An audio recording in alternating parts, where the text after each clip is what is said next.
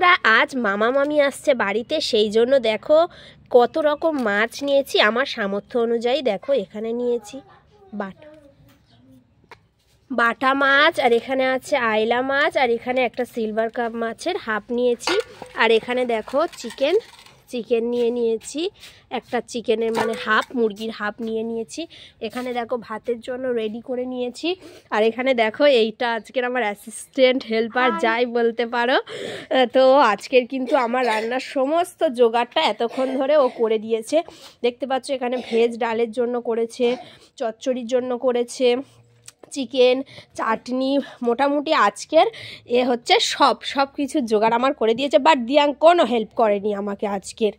আর এখানে দেখো আমি কিন্তু লুচি করছি, লুচি বললে ভুল হবে, পরোটা টাইপস, একটু বড় বড় করছি যাতে একটু ভাজতে তাড়াতাড়ি হয়।